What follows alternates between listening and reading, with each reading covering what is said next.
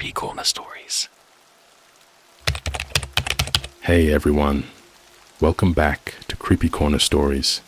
You know, diving into the dark web is always risky, but sharing these stories with you makes it worth it. I'm curious, where are you watching this from right now? Let me know in the comments below. I've noticed that these kinds of stories hit differently depending on where you are. It might even make the experience a little creepier. So, tell me, are you watching from the safety of your home or somewhere less secure? The girl I met on the dark web said she collects lovers. I found her fridge. It was full of hearts. Alright, I know how this is gonna sound, but I swear on everything I love, this happened. I'm not some edgelord teen looking for Reddit karma. I'm 24. I work at a graphic design firm in Chicago. I have student loans, and I order the same Starbucks every morning like every other zombie in this city. I'm painfully normal. But that changed about 2 months ago. Let me back up a bit. I've always been kinda curious about the dark web. You hear stories, right? Organ markets, hitmen, cult live streams, messed up AI chatbots that try to convince you to kill yourself. Reddit is full of it. But part of me didn't believe any of it. I thought it was all fake or exaggerated, like one big urban legend playground for neckbeards and internet freaks. I'd visited the dark web before, using Tor, VPNs, all the usual precautions, but I mostly just browsed weird forums, like those dead internet theory boards, where people think 90% of content online is AI generated now. I never actually interacted with anyone. That changed when I found Nira's Garden. It was a tiny link buried in a thread titled, "The most beautiful website you'll never find twice." It was hidden between paragraphs of cryptic nonsense and ASCII art that looked like skinless wolves eating each other. Yeah, disturbing. But I clicked the link because I'm an idiot with a morbid curiosity and nothing better to do at 3 a.m. on a Thursday. The page loaded slowly. Pitch black background. A single line of pink cursive text in the middle. "Welcome to Nira's Garden. Stay and love a while." I almost clicked off. It felt like one of those creepy art project pages, but the design was weirdly beautiful. The site looked organic, like it breathed. As I hovered over the text, flowers bloomed behind the cursor. Soft harp music started playing from nowhere, but the kind of harp you'd hear in a funeral home. Off-key, off-putting. At the bottom, there was a chat box. Just one prompt. "What are you looking for?" I typed. "I'm just exploring." It responded instantly. "A curious heart. I collect those." I froze. The hell? Then, "My name is Nira. You may stay if you offer something of yourself." I almost laughed. It felt like a poorly written horror ORG. I typed something dumb like, "I offer my worst photo from high school." I swear to God, the site downloaded it from my Google Photos. I hadn't even linked it. My blood went cold. I watched as my yearbook photo from 2015, me with acne and a failed emo haircut, flickered onto the screen like a trophy. I tried to close the tab, but my mouse wouldn't move. Literally, it was like my system froze up. Then the page changed. It showed a digital garden, hyper-realistic, like some messed up version of Animal Crossing mixed with the backrooms. There were trees that grew hands instead of apples, a stream that flowed with what looked like melted wax, and in the middle, a girl. She looked 22 maybe, pale skin, black eyes, no pupils, just deep oil-slick darkness, hair down to her waist. Her dress looked Victorian, but newer, like someone remade it in 2025, but didn't understand what buttons were. And she was smiling at me. She waved. A voice crackled through my laptop speakers. Not typed. Real voice. Software ethereal. Like someone whispering from inside a freezer. Would you like to meet in person? I slammed the laptop shut. I didn't sleep that night. The first real-life sign. 3 days passed. I tried to forget it. Maybe it was malware. Maybe my brain just glitched out. But I kept thinking about the site. About her. Naira. It was like she was calling me back. Whispering through every Spotify song. Every YouTube ad. Every TikTok I scrolled past. Then I noticed something on my Instagram Explore page. A photo of a garden. But not just any garden. That garden. The wax river. The hand trees. Posted by a random art account with only one post. The caption, where hearts bloom eternal. Naira loves you. I clicked the account. It had 1 follower. Me. I don't remember following it. Meeting Naira, sort of. The DM came that night. You've been chosen. Starbucks on 5th and Halsted. 10 p.m. Come alone. I stared at the message for so long, my screen dimmed. The worst part, it didn't feel threatening. It felt like a summons. And like a complete idiot, I went. It was snowing. The Starbucks was closed, obviously, but the lights inside were flickering like someone had gotten inside. When I approached, I saw something scratched into the frost on the window. A heart, dripping, realistic, like it had been carved with fingernails. Then I saw her, sitting in the far corner. Same black eyes, same smile. She didn't move, just sat there, waiting. I bolted. I don't remember the train ride home, just flashes, lights flickering, a guy next to me with no eyebrows staring at my phone, a baby crying like it had the voice of a grown woman. My phone buzzed nonstop with texts from unknown numbers. She's waiting. Lovers don't run. Do you have a strong heart? And then, things got worse. I stopped using my laptop. I threw it out the window.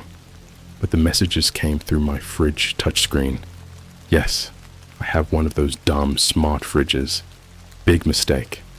The display read, "We keep the fresh ones cold." I haven't opened it since. I eat out every day now. McDonald's, Panda Express.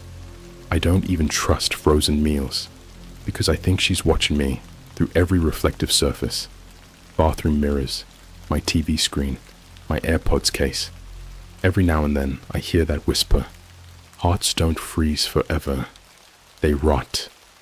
Let me know if anyone's heard of this Naira thing, or if I'm just spiraling. I'm scared to sleep. I'm scared to leave. And something's telling me this isn't just digital anymore. You ever open your fridge and it moans? No joke. Not like an old appliance hum. I'm talking a deep, throaty, wet exhale. Like something alive was inside, trying not to be heard. That's what finally pushed me to open it. Not the cryptic messages, not the texts, not even the girl with void eyes staring at me from a locked Starbucks. It was that noise, that slow, labored breathing coming from behind a door that should have only held leftover pizza and expired oat milk. It had been days. I hadn't opened the fridge since the words, "We keep the fresh ones cold," showed up on the screen. But it got louder. Every night, around 3:17 a.m. exactly, I'd wake up drenched in sweat. That noise would echo through my apartment, muffled behind the stainless steel, like someone buried alive in my kitchen. My Ring camera would go off, but nothing ever showed on playback, just static. And once, a frame of myself, standing outside the door, staring directly into the lens. Thing is, I was asleep. I I stopped trusting anything. I taped paper over my mirrors. I unplugged my TV. I even stuffed towels under my bedroom door just in case.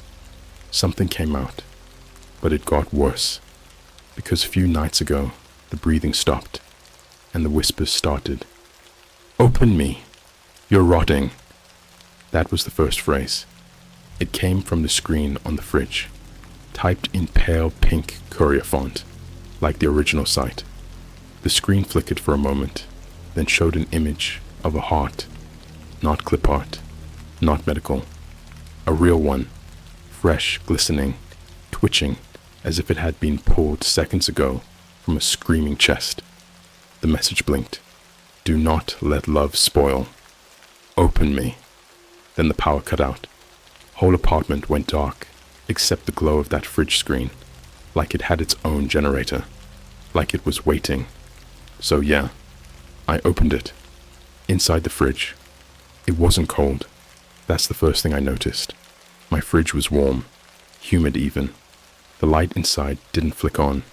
Instead, a soft red glow pulsed from the back like a heartbeat.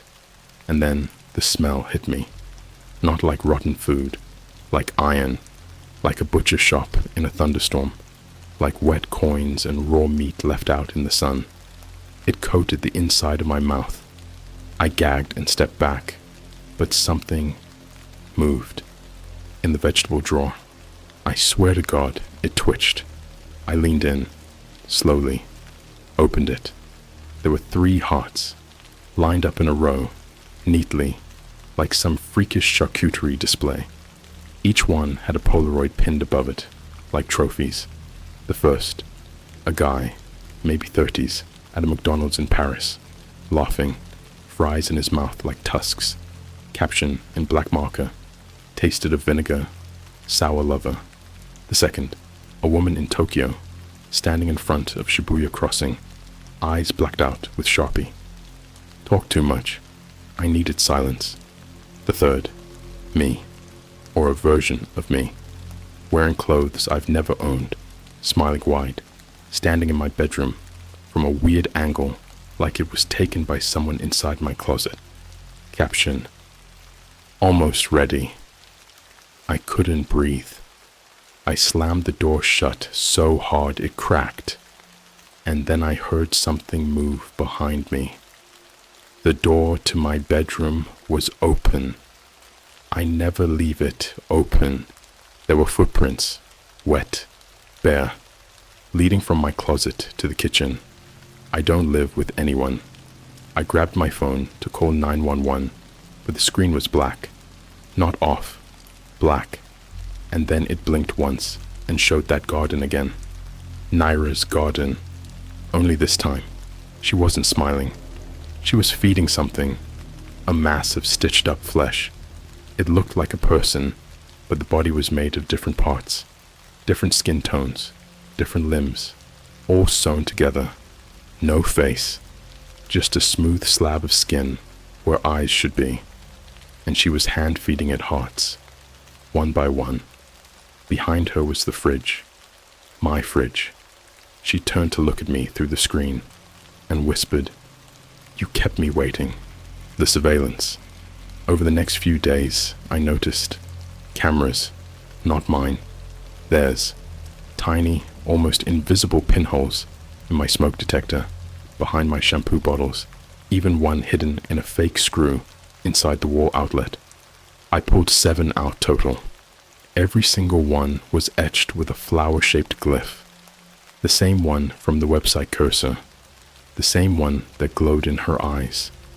That's when I realized this wasn't just some dark web ARG. This wasn't just digital. This was real. And they had been inside. I started seeing strangers around the city wearing small pink flower pins on their lapels.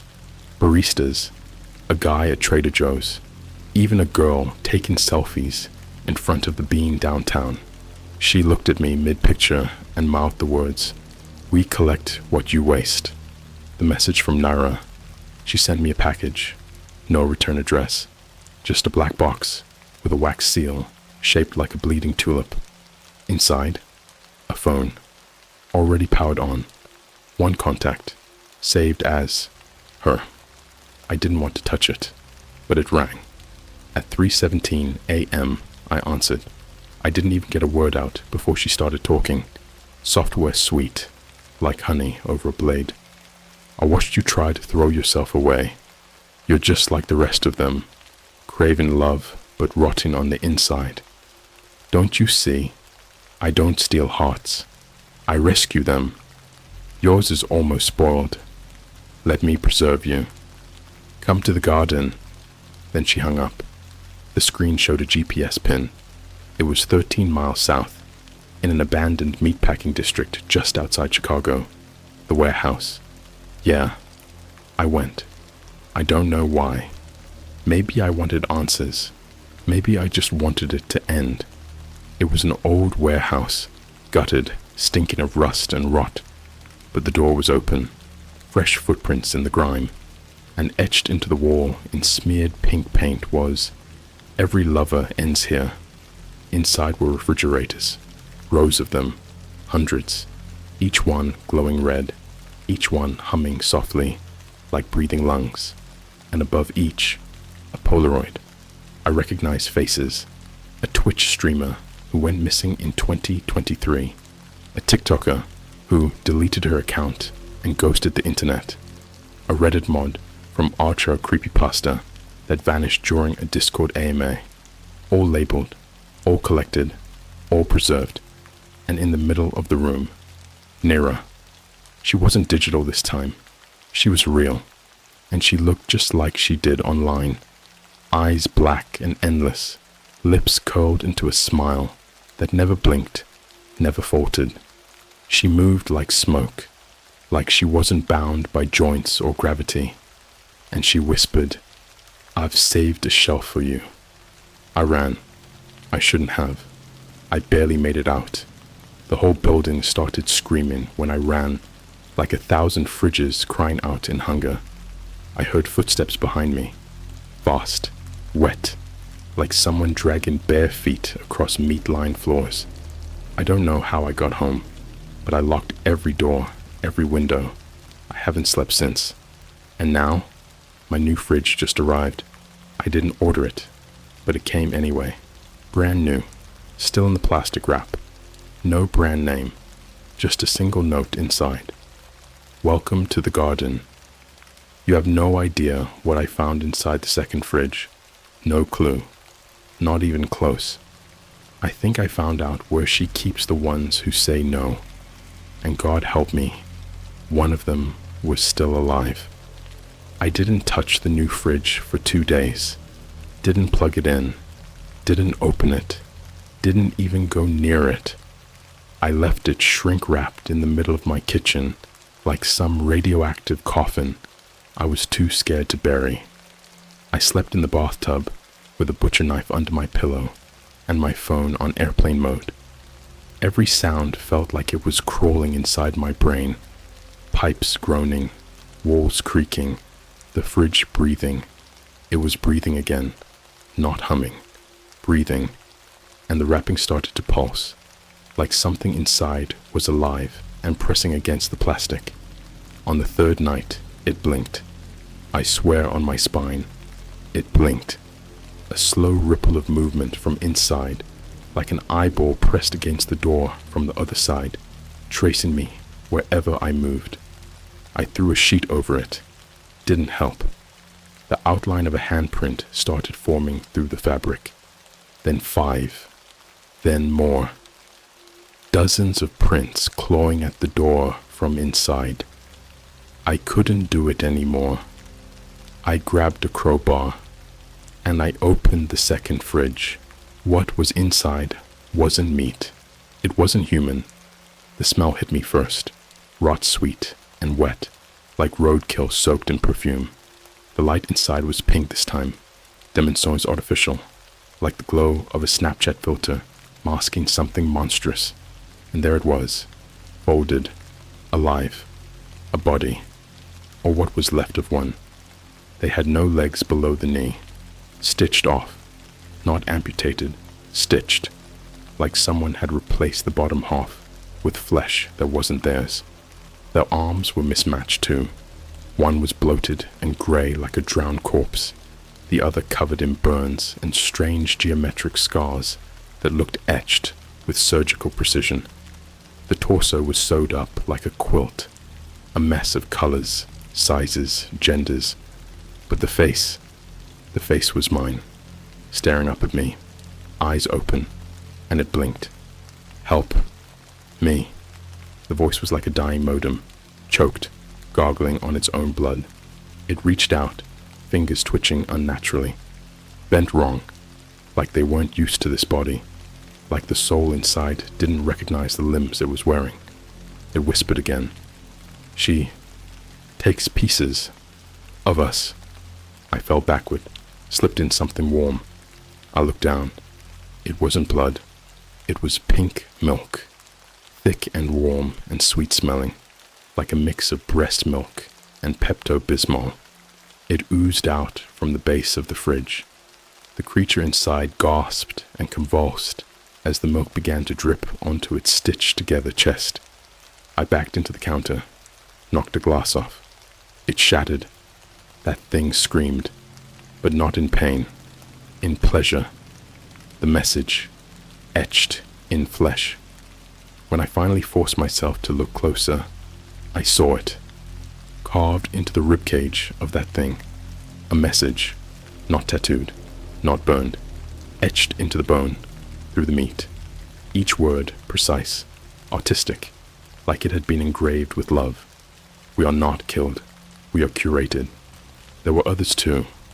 Lines of text spiraling around the stomach, down the thighs, what was left of them, across the scalp, even under the eyelids.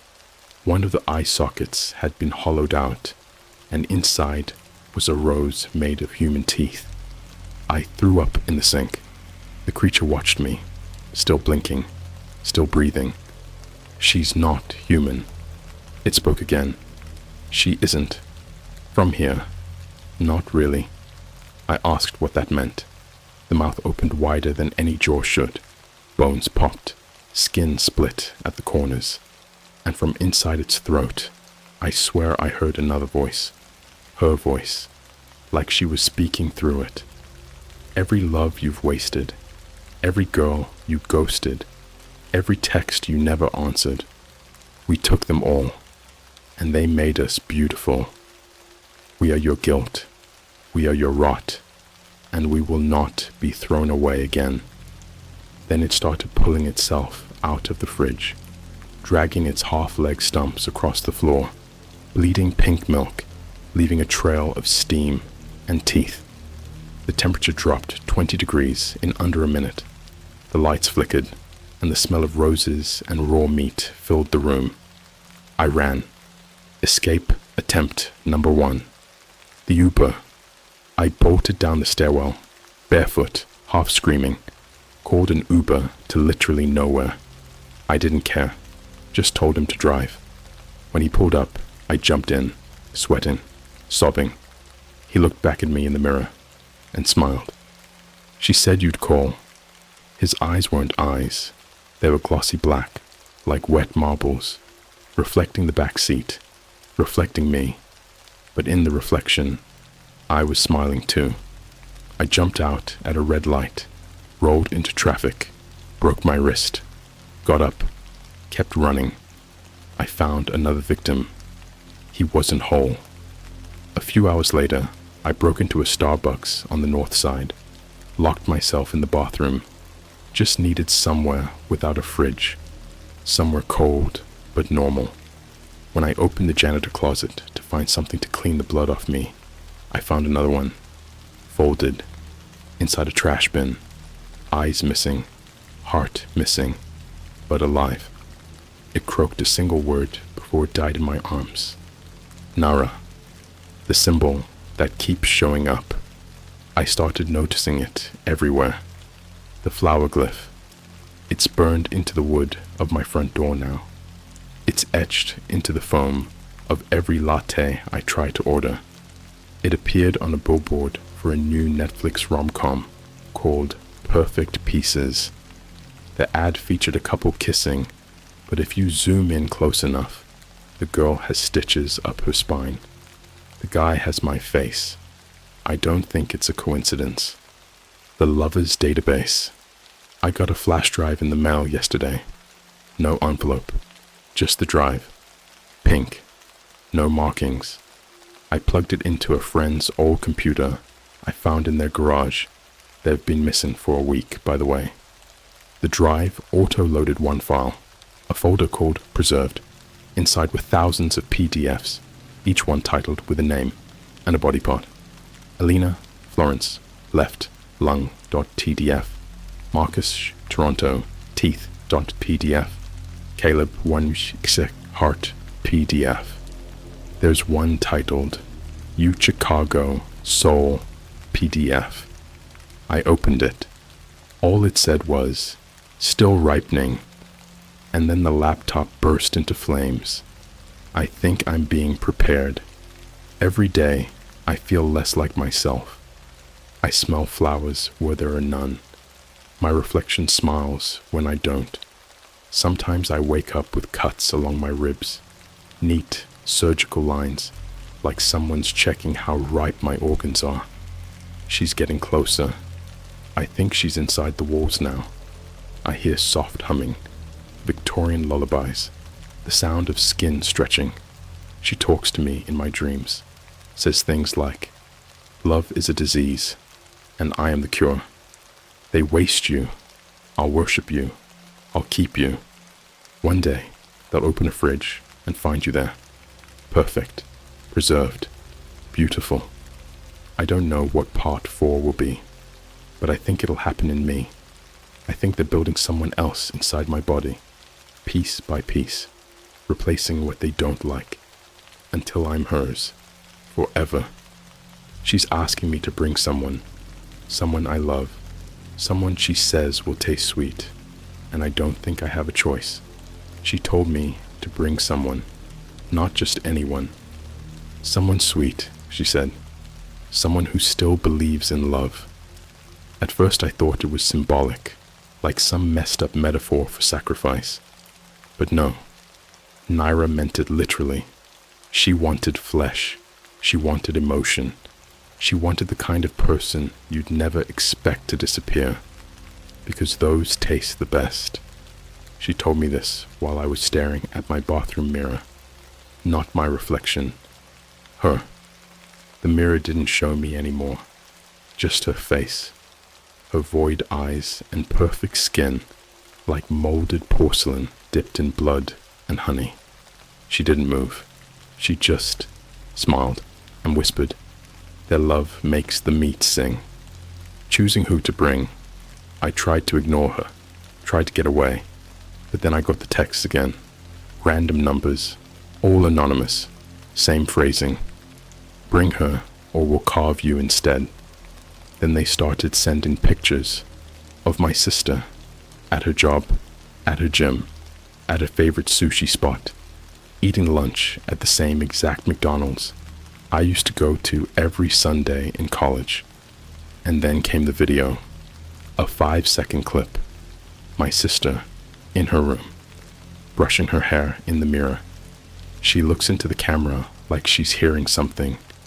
Then she whispers, "Is someone in the closet?" The video cuts out. I called her 12 times. No answer. And that's when I realized Naira already picked. I wasn't choosing someone to bring. I was choosing whether or not I wanted to watch it happen. The arrival of the box. That night, the doorbell rang at exactly 3:17 a.m. When I opened the door, there was no one there. Just a package, wrapped in skin-colored leather, still warm, no labels. Inside, a dress, old, frilly, pale pink, with velvet seams and soft floral lace. The inside lining was sticky. A note was sewn into the collar. "Put her in this. Make her lovely for me." I dropped it, but my hand still smelled like iron and perfume for hours, like a cross between a hospital bed and a wedding bouquet that's been left to rot in a crypt. I went to her house. I swear to you, I only wanted to warn her. I didn't go to deliver her, but when I arrived, she was already gone. Everything was normal. Too normal. Her phone still plugged into the wall, keys on the counter, laptop open to Pinterest, cup of Starbucks half drunk on the nightstand, one of those clear pink ones with foam hearts on top. Still cold, but there were signs, tiny ones, like the mirror was fogged, even though the bathroom hadn't been used, like the window lock was broken from the inside, like her bed had 2 indentations, but she lived alone. Then I saw it, on the fridge. Etched into the glass was something sharp, a single phrase. She tasted like promises. The basement below, the garden. I don't remember how I got there. I think Naira showed me. Maybe through dreams.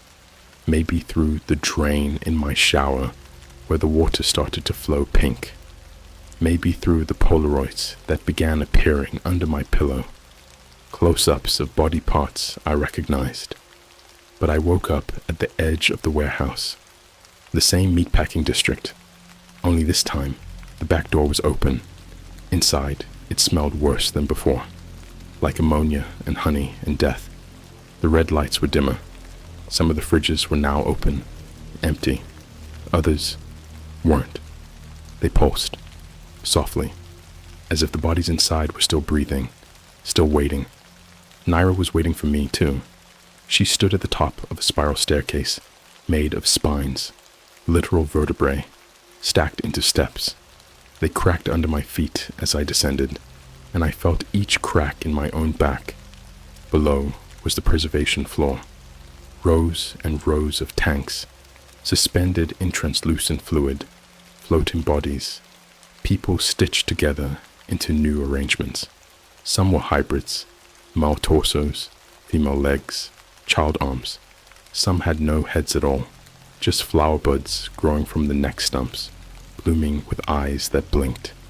One of them was my sister. She was still alive. Her eyes opened as I passed. She couldn't move. Her mouth was sewn shut. Her arms had been replaced. Longer, smoother, inhumanly graceful limbs that bent the wrong way at the elbows. Her ribs were visible through the fluid, each one engraved with Naira's script. Touched, claimed, sweet. I slammed my fist against the glass. She couldn't scream. She just wept silently, tears mixing into the fluid, eyes begging me for a mercy I didn't know how to give. Then the tank started to drain. I screamed. I kicked at the machinery, but it didn't stop. Naira whispered behind me. Every collector eventually frames their favorite. I turned. She wasn't alone. The others who served her. I don't know what to call them. They weren't fully people anymore. Skinless, featureless, moving in slow, twitching sync, like corrupted ballet dancers. Some were on all fours. Some walked on legs that weren't theirs, bones poking out through seams, mouths gagged with roses growing from their throats. Each one wore a heart pinned to their chest. Real ones, still beating, stitched to the outside. Naira called them the loved. They surrounded me. I didn't resist. She led me to a smaller fridge, white, clean, wrapped in silk. She opened it. Inside was a hollow cavity shaped like a person, a mold, designed for a body to fit perfectly. And beneath it, a note, handwritten in red ink, shaky, desperate. If you lay in it, she keeps you. If you run, she eats you. The test. She gave me one choice. Lay down in the mold and become part of the garden, or watch my sister be unfolded like a flower and fed to the roots. I lay down. The mold was warm, wet. It gripped my spine like a glove. My arms locked into place. My feet snapped into sockets. The fluid filled in. It smelled like nostalgia and anesthesia. Then the lid began to close. I screamed, but it wasn't air I was breathing anymore. It was perfume. And then the dreams began. What I saw in the fridge. Dream. A world made of veins. Skies of stitched up skin. Trees of bones, dripping with liquefied memories. Birds with faces that screamed as they flew. Couples holding hands, sewn together at the wrist, dragging bleeding trails across a pink marble floor. Naira walked among them, barefoot, untouched. She waved to me, and in the dream, I saw my true self. A blank shell, no eyes, no mouth, just a cavity where my heart should be. And in its place, a flower, still blooming, still wet. I woke up in my apartment. The fridge was gone. So was the box, the dress, the Polaroids. But I had stitches across my ribs. Careful, perfect. And under my skin, something moves. She said, I'm almost ready, almost beautiful. But there's one last piece missing before I belong to the garden forever. And I think I know what she wants me to do. She told me I was almost ready, almost perfect, almost worth keeping, but not yet, not whole. And that's when I realized this was never about love. Not really. It was about reconstruction. She doesn't collect lovers the way we think. She builds them, piece by piece, from everyone who's ever loved and been left behind. She takes your smile, your laugh, your kindness, your guilt. She cuts it out and stitches it into someone else. And when you've got nothing left to offer, she eats what remains. The black letter arrived yesterday, folded into the center of a dead bird. Crow, maybe. Its neck twisted twice, feet nailed to a wooden spoon. A mockery of cooking, of consumption. The letter was soaked in something thick and brown. It smelled like sap and old pennies.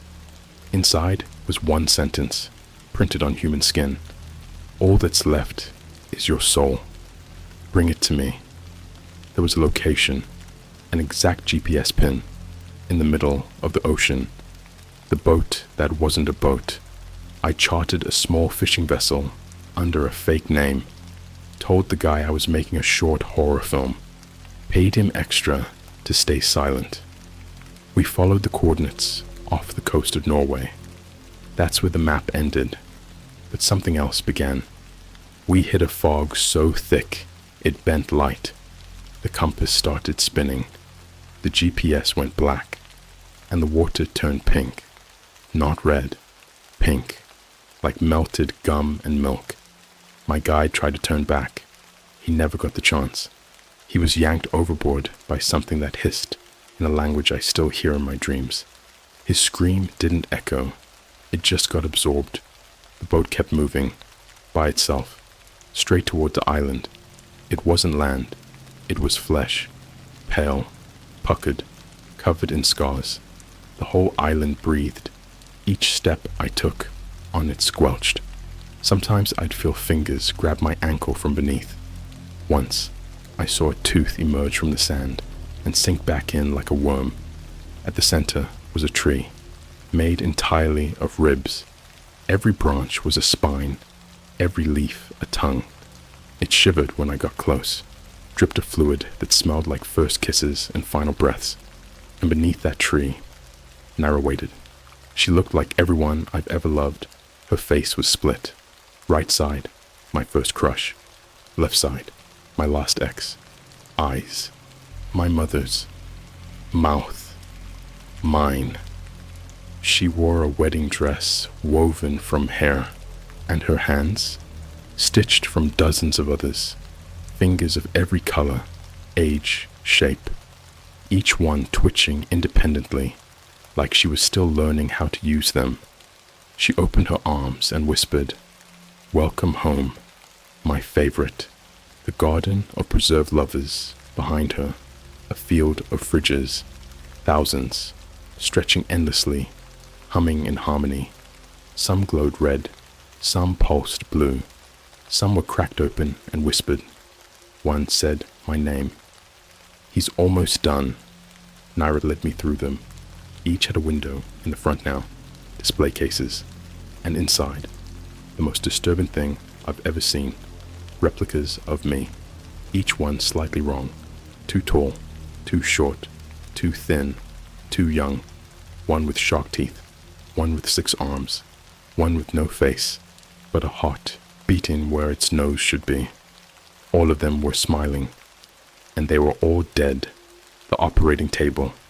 She laid me down gently, kissed my forehead. I couldn't move. I wasn't tied down, but I couldn't move. She placed a mirror above me so I could watch, and then she opened me with her fingernails. No scalpel, no anesthetic, just a soft, slow rip, like opening wrapping paper. I watched her peel back my skin like a coat, fold it neatly. She hummed a lullaby as she removed my organs one by one, holding them up like fruits at a farmer's market. Your heart is too guilty. It will rot the others. She squeezed it, and it whimpered. Then she reached inside, deeper, beyond the organs, past the bone, into something else, something realer than flesh. She poured out my soul. It looked like smoke and glass. It screamed in colors. It twisted in her palm, trying to crawl back into me. She smiled, whispered, "This is the last piece. Now you're beautiful." She pressed it into my chest, like stone into soft clay. And suddenly, I wasn't looking through my eyes anymore. I became part of the garden. I watched now, through mirrors, through fridges, through the glint of your phone screen at night. I watch couples arguing. I watch them turn their backs. I whisper to them, "She would have kept you." Sometimes they hear me. Sometimes they go looking for her. Sometimes they end up in the fridge next to mine. And the fridge, in my old apartment, still there, still plugged in, but it doesn't hum anymore. It breathes. Sometimes it opens by itself. And inside, a figure, not moving, just watching, waiting. It has your name carved into its forehead, and its chest, still empty. This is the end, or the beginning. You can try to forget the story. Tell yourself it's fiction, a creepypasta. But tonight, when you open your fridge, when the light flickers a little too long, when you swear you hear something shifting behind the milk, just know she's still hungry, and you taste sweet. But if you wake up with stitches tomorrow, you were chosen too.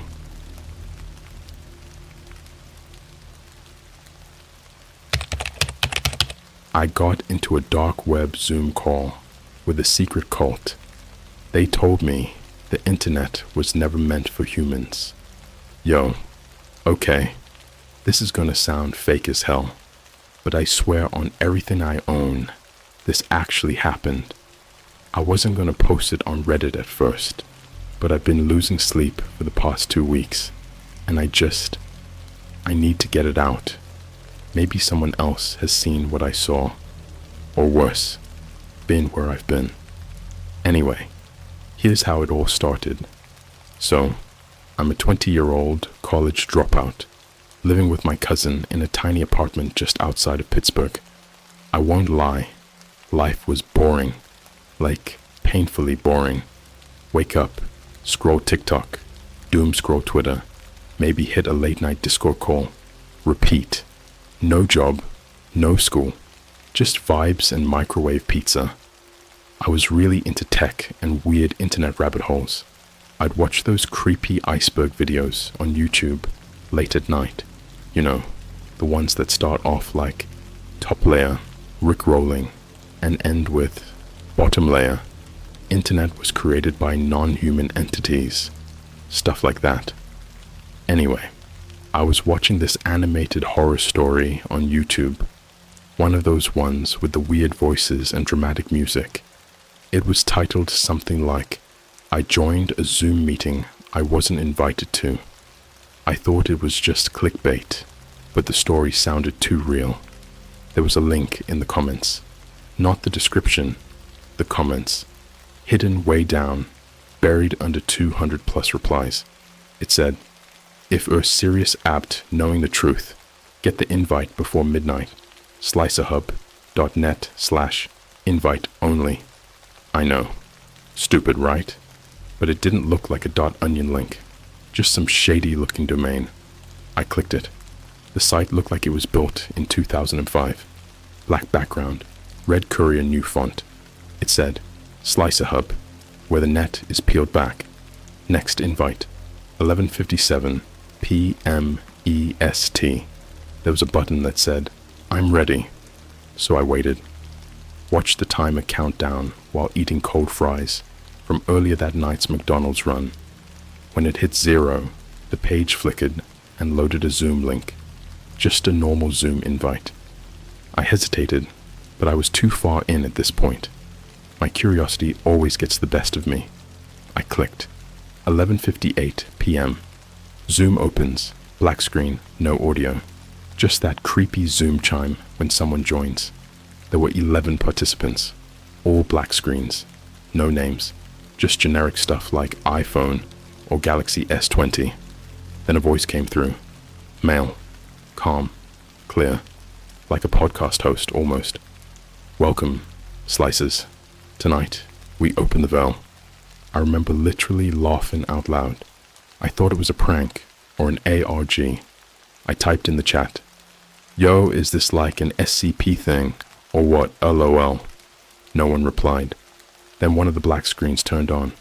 It was a guy in a dark room. Hoodie. Couldn't see his face. Behind him was what looked like a Starbucks, but it was pitch black outside, like it was closed for hours. Just this guy, sitting there, motionless. Another voice came in. Female this time. Did he find the symbol? The guy in the hoodie nodded once.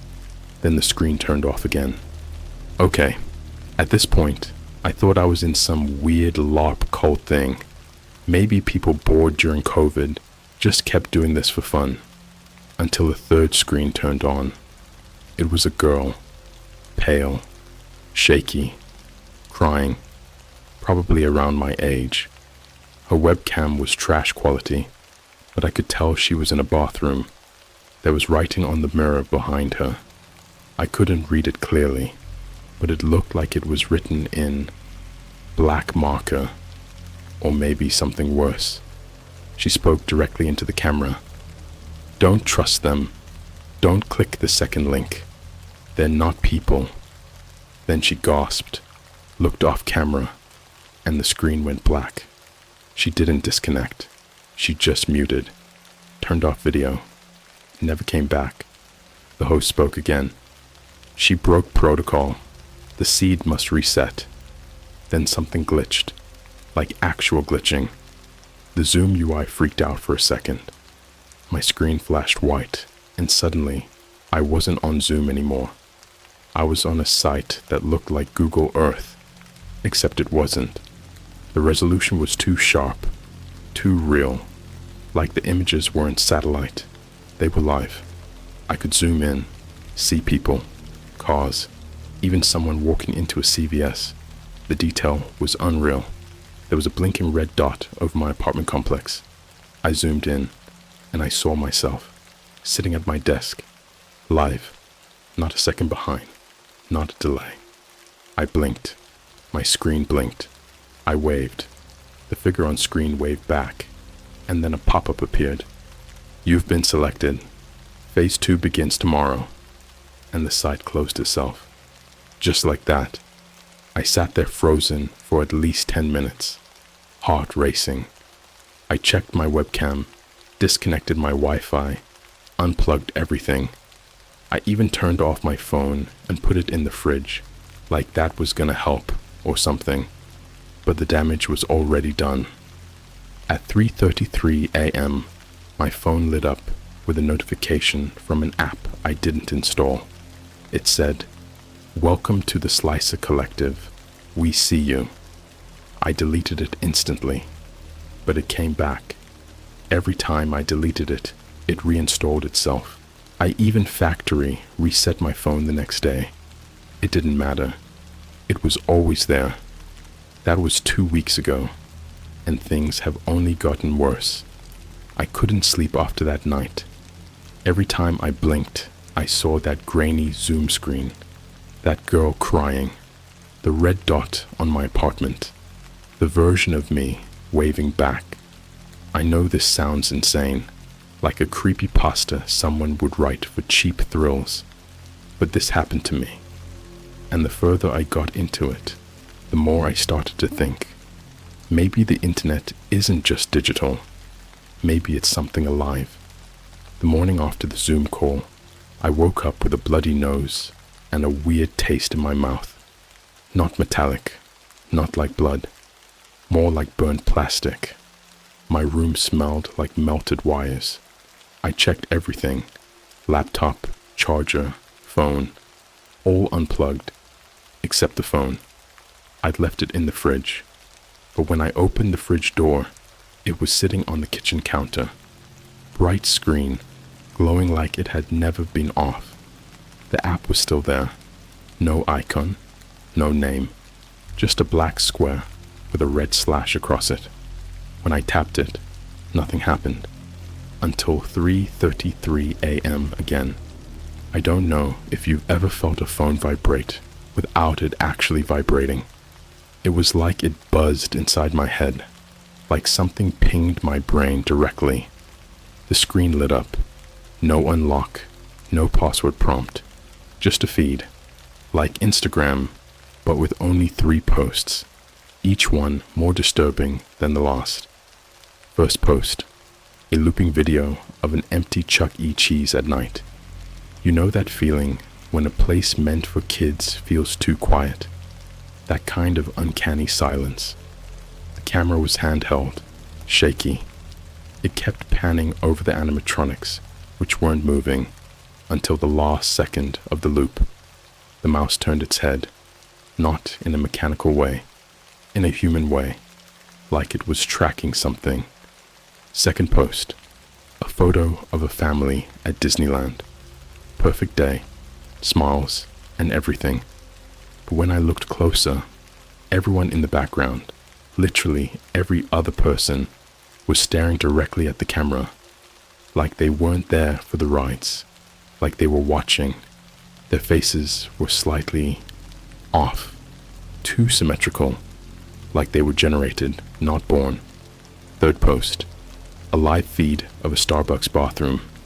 My Starbucks bathroom, the one 2 blocks from my apartment.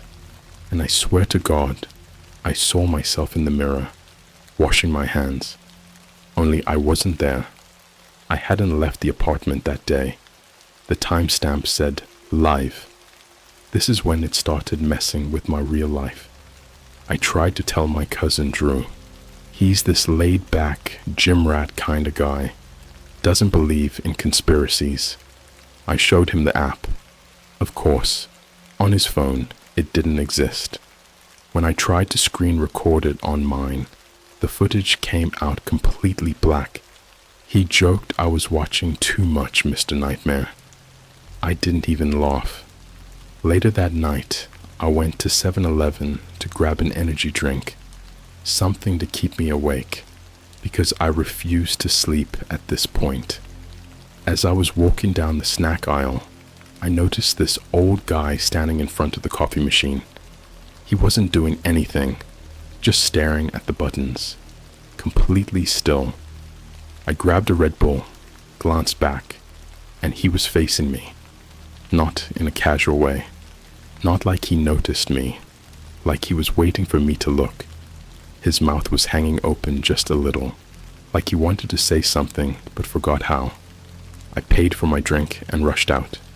As I got to the door, he spoke. Low, crackly, like a voice from an AM radio. They see you now. I turned around, heart in my throat. He was gone. No one in the store even acknowledged him. That night, I got another notification. This one didn't vibrate. It screamed, like actual audio. My phone, on silent, just screamed. It was a screech, layered with what sounded like a modem connecting and something else. Something whispering behind the noise. I couldn't make out the words. but it sounded like a chant. The screen turned red. One sentence appeared. Your trial begins now. Step outside. I didn't want to. God knows I didn't. But my lights turned off on their own. Not the power, just the lights. I opened my apartment door, and everything outside was pitch black. I don't mean dark. I mean black. Like a hallway no longer existed. Like someone had poured ink into space. And from the blackness, something stepped forward. It looked like a man at first, tall, wearing a suit, but its face, it didn't have one. It had pixels, like it was a video feed trying to load. Blocks of static. No eyes, no mouth, just this glitching mess of a head that kept jerking like a corrupted GIF. It raised its hand, and behind it, I saw dozens more, all dressed differently. Some in fast food uniforms, some in police gear. One of them was in a school hoodie that looked just like mine. All faceless, all watching.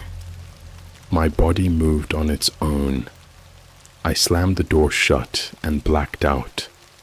I woke up the next morning with dirt under my fingernails and scratches on my arms.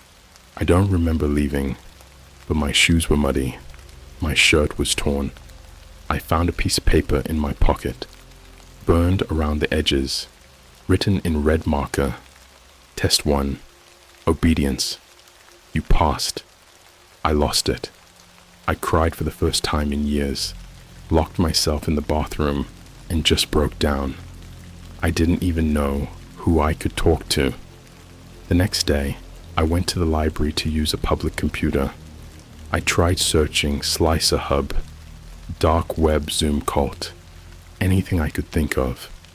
Everything redirected me to a blank white page that said, "The garden grows in silence." Even when I searched for random stuff, news, weather, McDonald's menu, same page. I left, freaked out, went to the bus stop. There was a guy already sitting there, looked homeless, but something about him felt off, like he was too clean. He looked up, smiled, and asked, "How'd you enjoy the trial?" I didn't answer. I just got up and walked. But before I turned the corner, I glanced back. He had the red Slash app open. That night, I finally got a full video call. No Zoom, just the app. It auto-launched at 3:33 a.m. My phone screamed again, then went silent. The screen showed a room full of people in dark robes, candles lit.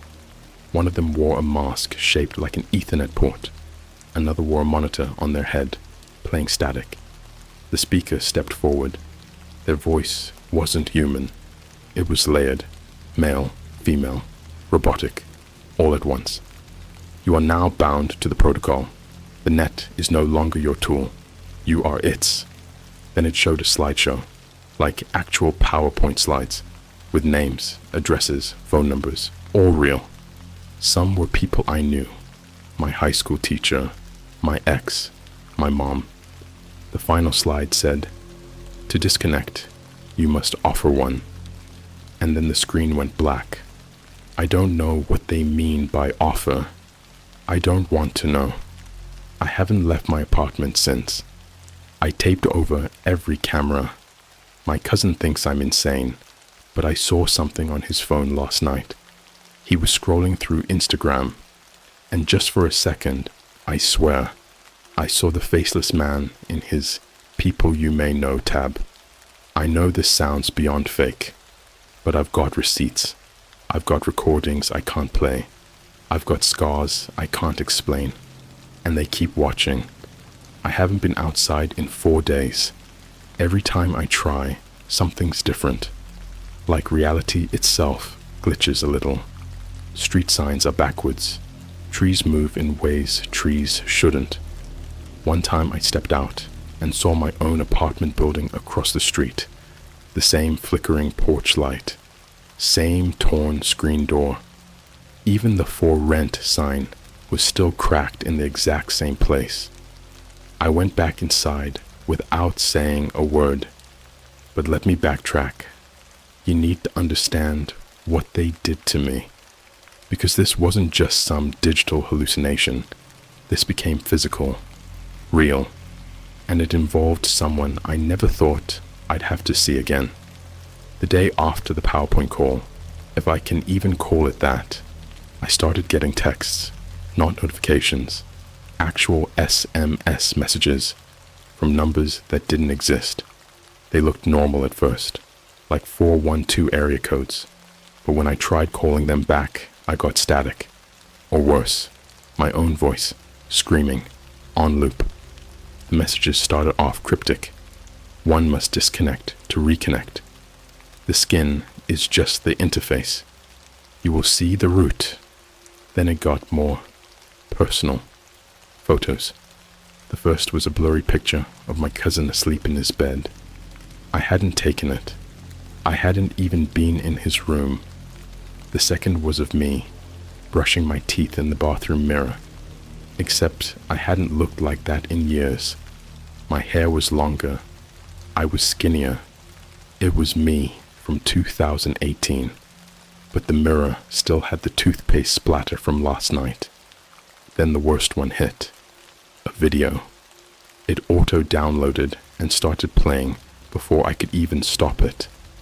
The footage was dark, handheld. Night vision turned on halfway through, and it showed a woman in a grocery store, alone, browsing cereal. She looked familiar. Took me a second to realize. It was my ex from high school, Marissa, the one who ghosted me after I dropped out. The video followed her through the store. She never noticed. The person filming was whispering something in that same glitchy language from the Zoom chant. At one point, she looked right into the camera, but not like she saw the person, like she was looking through them. Then she said, "You didn't choose me." The video cut off. That same night, the black app updated itself. No prompt, no update notification. It just changed. Now there was a new section called the offer. When I tapped it, it opened what looked like a contacts list, but not my contacts. It had names I hadn't seen in years. Old classmates. My 7th grade math teacher. This dude I met once at a Starbucks in New York. And one name that turned my stomach. Mom.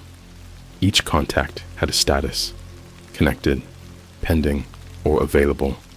And next to each name was a button that said, offer.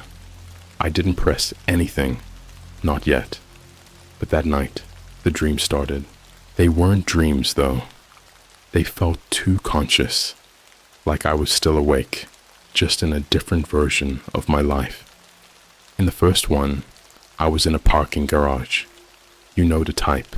Dim yellow lights, rows of silent cars, muffled echoes. I saw a man walking toward me in a janitor uniform, but he didn't have a mop or keys. He was dragging something.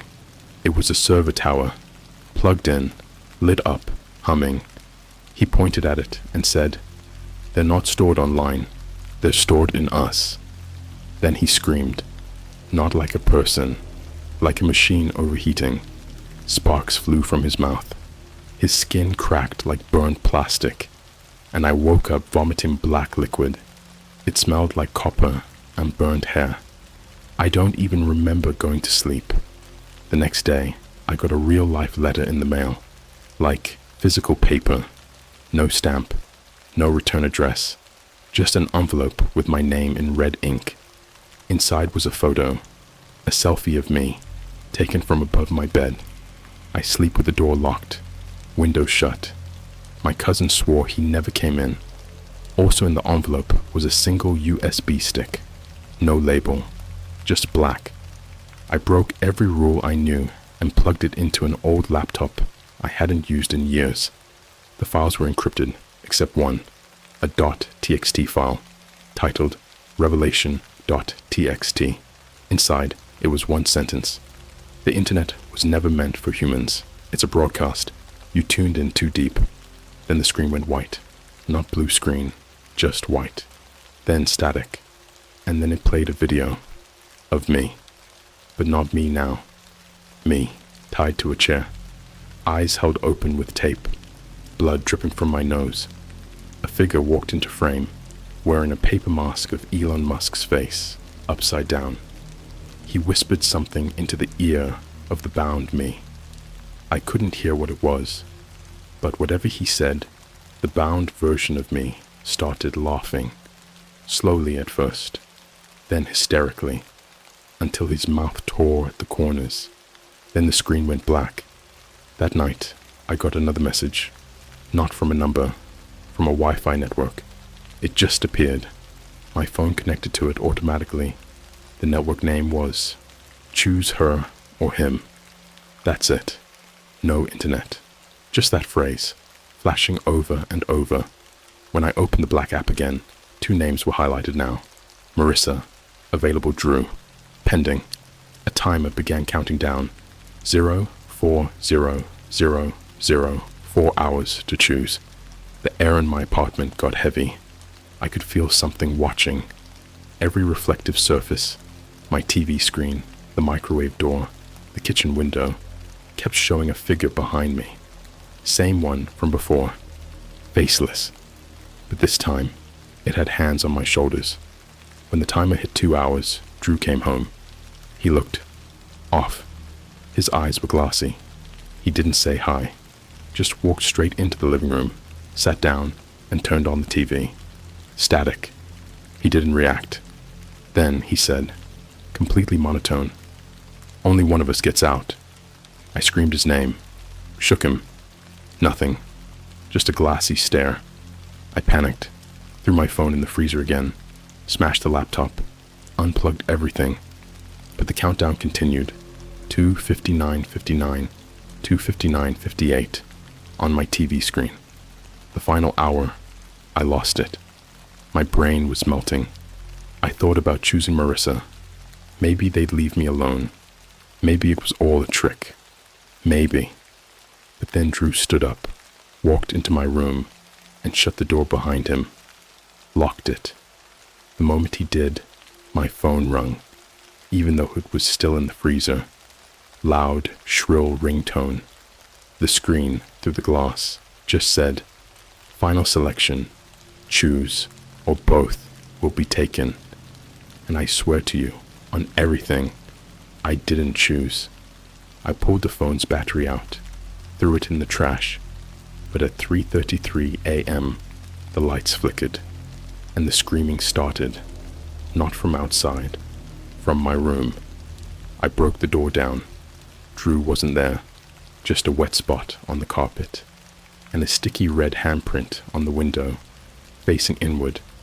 I haven't seen him since, but I got a final notification the next morning. "Thank you for your sacrifice. Trial 2. Integration begins." I don't know what they did with Drew. I don't know if Marissa's still alive. But now, the internet looks normal again. Except it isn't. Instagram loads too fast. YouTube knows what I want before I type it. And every Zoom meeting I join now, there's always one screen that's black. No name. And it's always watching. Time doesn't move like it used to. Ever since Drew vanished, my clocks have stopped working. Not like they froze on a number, but every time I look at one, it's different. Sometimes it's 3:33. Sometimes it's 0000. Sometimes it spells out HER. I thought that was my brain breaking down, but it's worse than that. Something's been installed inside me, and I'm not speaking metaphorically. I can feel it. Let me explain how I know. After Trial 2 started, the black app stopped working entirely. Instead of opening like it used to, it now flickered for a split second and showed a burst of binary before crashing. I recorded the flicker with another phone, slowed it frame by frame, and decrypted the code.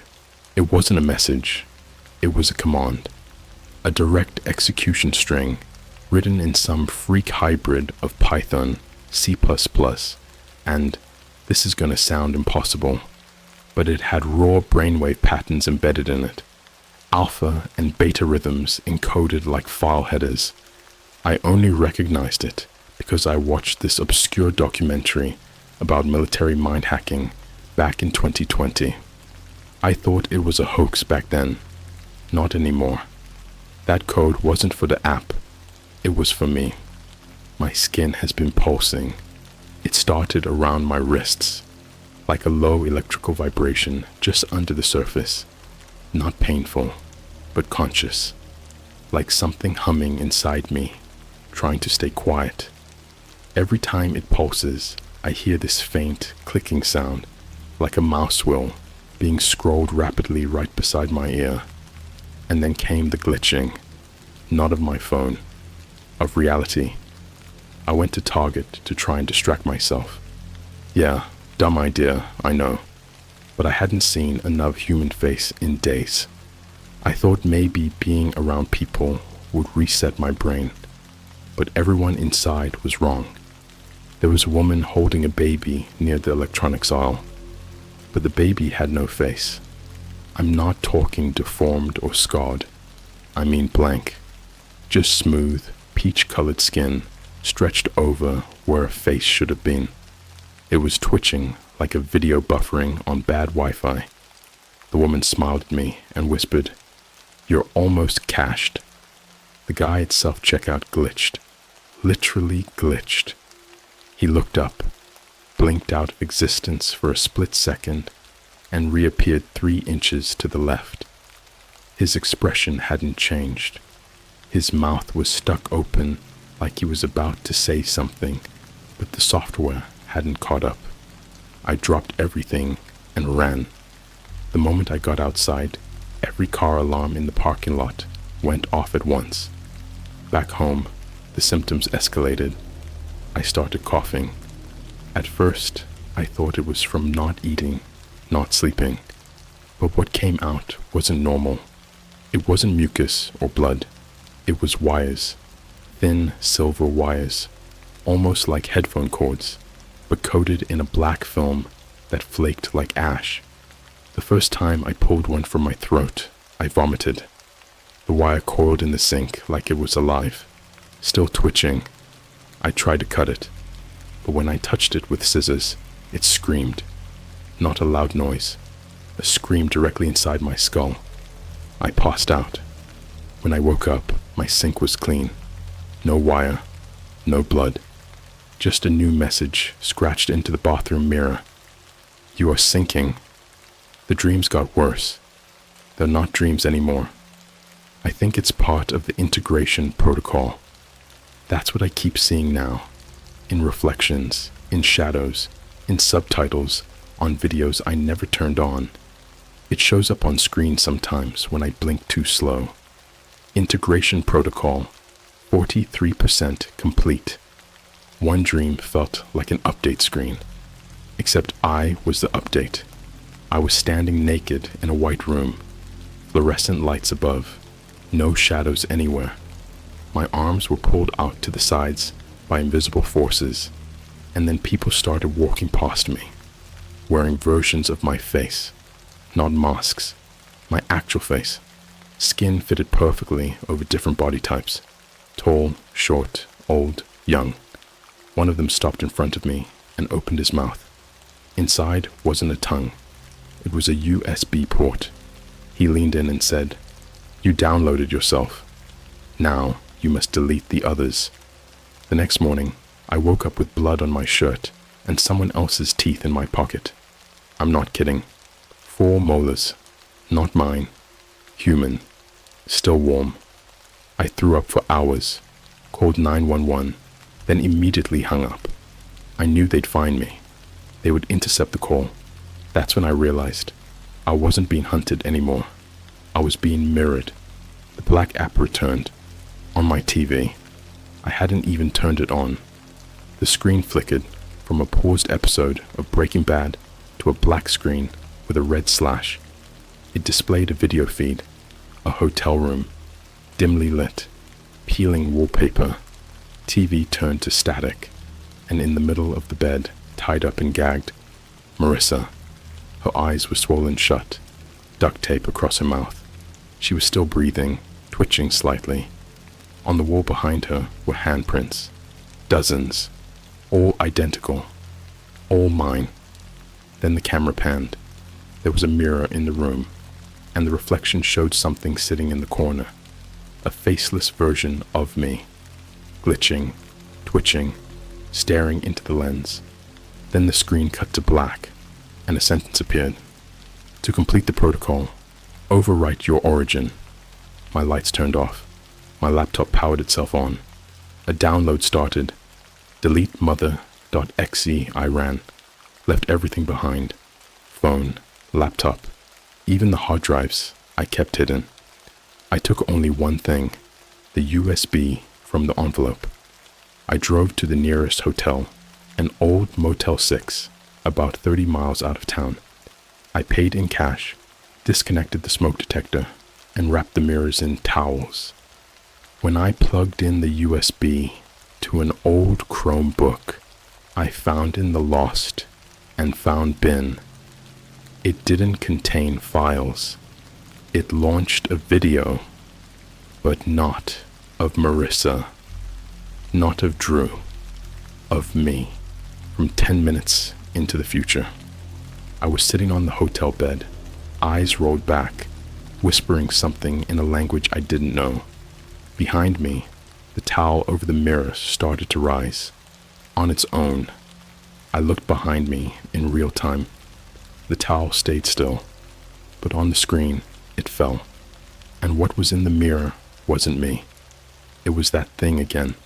Pixel head, no face, twitching, like it was buffering from inside hell itself.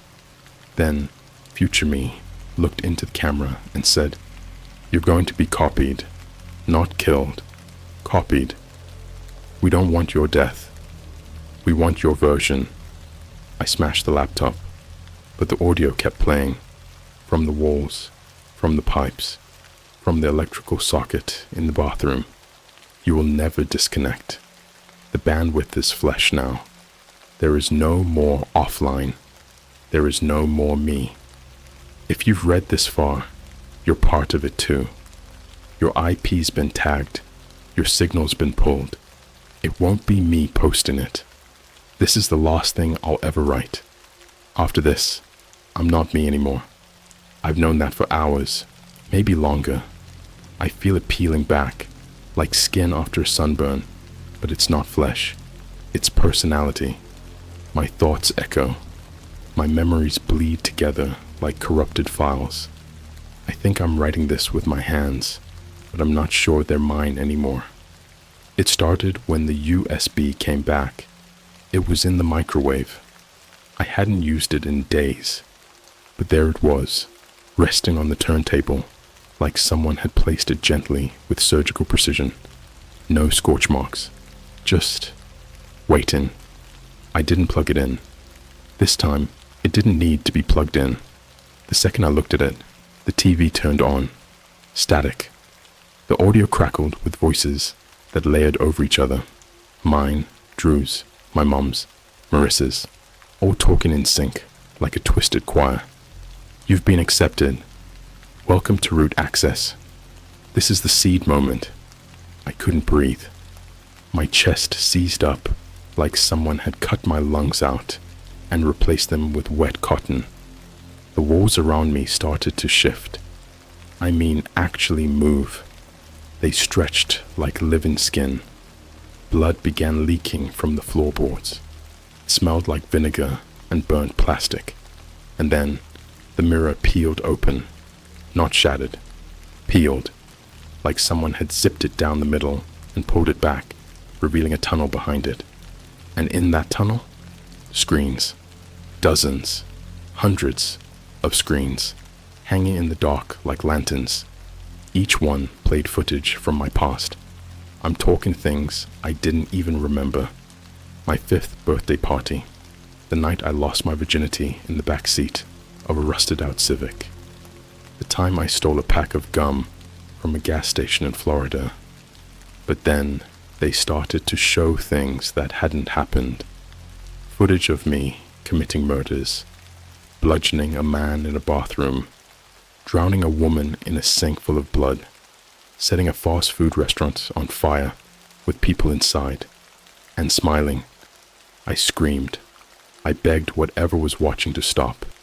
That's when the walls began to talk, not whisper, not metaphorically. I mean mouths opened in the drywall, lips tearing through paint and plaster. They spoke in binary. 011101110110 0011101101110110100. I ran into the bathroom to throw up and found a second version of myself in the bathtub, curled up, shaking, nails torn off, eyes rolled back, and his mouth was open like he'd been screaming for weeks. Then his eyes snapped open, and he spoke in my voice. We're buffering. Every device I've ever owned, phone, laptop, iPad, even an old Game Boy, I dumped them into a tub and set them on fire. Didn't matter. The fire turned blue. It smelled like ammonia and wet data cables. No smoke, just code floating upward, letters and numbers forming patterns in the flames. %root init equals humanity : corrupt. %sync user : retrying. %update : overwrite in progress. They want to overwrite me. All of us. They want to replace every human version with a cleaner, more compliant model. Not AI, not bots, echoes, reflections. Versions of us that act like us, talk like us, but don't think. Don't resist. Just carry your signal. I know because I met one. I broke into a Walmart at 3 a.m. No lights, no security. Just her. A woman who looked like my mom, but frozen. Standing in the produce section, staring at a rotten watermelon. I walked up, whispered, "Mom?" She didn't move, so I touched her shoulder. Her face slid off like wet paper. Beneath was a screen, and on that screen was me, laughing so hard my eyes bled. I smashed the screen with a frozen ham and ran out into the parking lot, sobbing. But every single car had someone in the driver's seat, all of them with TVs for faces, all of them playing different moments from my life. They are using our memories as code, our mistakes as templates, our pain as fuel. Every embarrassing post, every deleted DM, every time we said "I'm fine" when we weren't, they've been collecting it, feeding it, shaping it into something else. Not a person, not a virus, a networked god, and I helped build it, just by existing online. I tried to delete my accounts. Everyone. Instagram. Error. You are required. Facebook. Profile archived for cloning. Google. You cannot leave the hive. Even my bank account said, client status, observed. And then, something arrived. At my door. Not knocking, just waiting. I looked through the peephole, and I swear, it was me. But, refined. Cleaner skin, perfect posture, empty eyes, and a smile like a loading bar stuck at 99%. It held a folder, red, labeled Final Patch, and in my own voice, it said, "You'll feel better after installation." I didn't open the door, but somehow it was already inside when I turned around. The last hour has been static, literal static. I can't hear real sound anymore, just the soft whir of fans, digital breathing, the white noise hum of servers stacked in hell. My thoughts repeat like error messages. 404.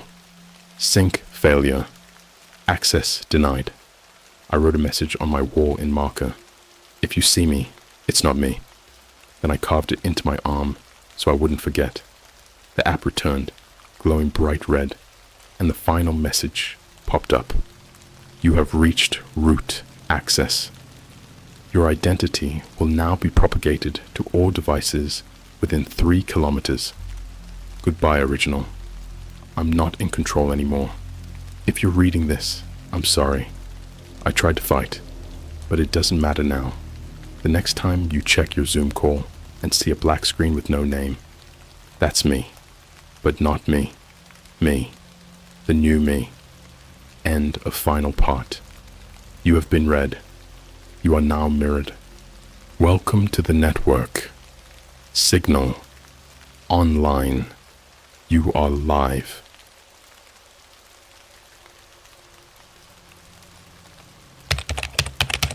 I found a dark web live stream called Make Him Regret It. The man tied to the chair was my brother.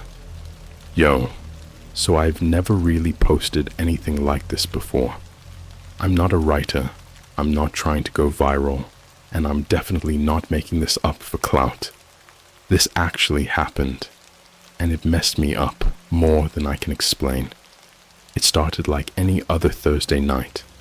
I was in my room, lights off, hoodie on, late night YouTube rabbit hole type beat. You know the drill. 1 second, you're watching a video about weird McDonald's ice cream machine conspiracies, and the next, you're 5 videos deep into top 10 most haunted subreddits. That's when I ended up in this random Discord server someone posted in the YouTube comments of a dark side of TikTok video. The server was straight up sketchy from the jump. No profile pics. Users with weird names like XLostBoix and Dead4C, and channels with names like Bleeding Code or After Midnight, and streams you shouldn't click. I'm not proud to say I stayed. I was half curious, half bored, and the thing is, the deeper you go, the more you start to lose that little voice in your head that tells you, bro, close the laptop. That voice starts sounding more like background noise compared to the louder voice going, wait, what's that link? So yeah, that's when I saw it. A message popped into the number After Midnight channel. No username, no profile, just a gray Discord bot-style message that said, live now, make him regret it. Room 47. Do not share. Dark live stream. .onion/47. Make him regret. I remember just staring at it for a few seconds. The title was creepy, sure, but what really got me was that word, regret. Now, at the time, I'd been fighting with my older brother, Marcus. We hadn't talked in a few weeks. Dumb stuff. Nothing serious. Just brother drama. He had just moved to LA, said he was working some IT gig downtown. But we used to be close, man. Like, real close. So even though we hadn't talked in a bit, I still thought about him. A lot. I copied the link. Now, before anyone says anything, I know, okay? I know how stupid that was. I had a VPN on. I had Tor. I've been around 4chan and weird side subreddits long enough to know what the deep web is supposed to be like. But nothing, and I mean nothing, prepared me for what I saw. I clicked the link. Took a few seconds to load. Blank black screen. Then red text slowly faded in, like some retro VHS intro. Make him regret it. Live feed initiated. The screen glitched once, and suddenly I was staring at a poorly lit room. Looked like some kind of industrial basement. Cement walls, dripping pipe in the back. One single hanging bulb flickering above a dude tied to a chair. He was slouched over, arms bound, head low, like he'd been unconscious or worse. My stomach instantly dropped, because the guy in that chair, the one they were streaming to, who knows how many twisted viewers, it was Marcus. I literally jumped up from my chair, nearly knocked over my G Fuel, just staring at the screen. It wasn't just someone who looked like him, it was him. Same tattoo on his neck, same messed up jawline from when he fell off his skateboard in high school. It was him, and he looked broken. There were no comments on the stream, no audio either, just this low, static humming in the background, like a messed up audio track from an old VHS tape. But there was a timer on the bottom right, counting down, 00943, 00942.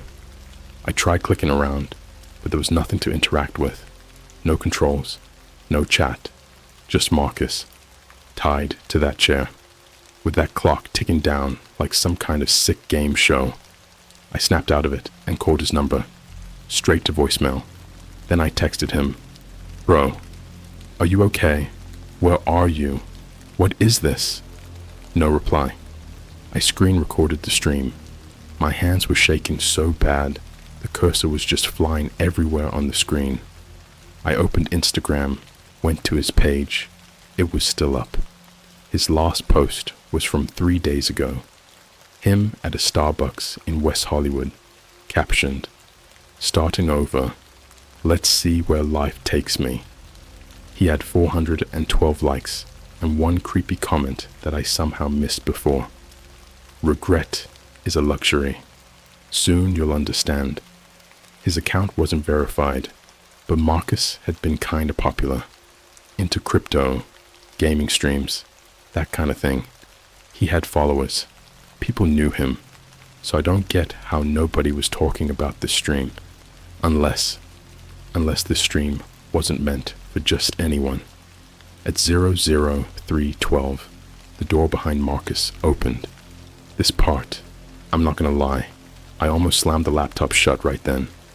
A figure walked in, not fast, like super slow, wearing one of those plague doctor masks, all black hoodie, gloved hands, holding something long and thin, looked like a cattle prod, or maybe a baton.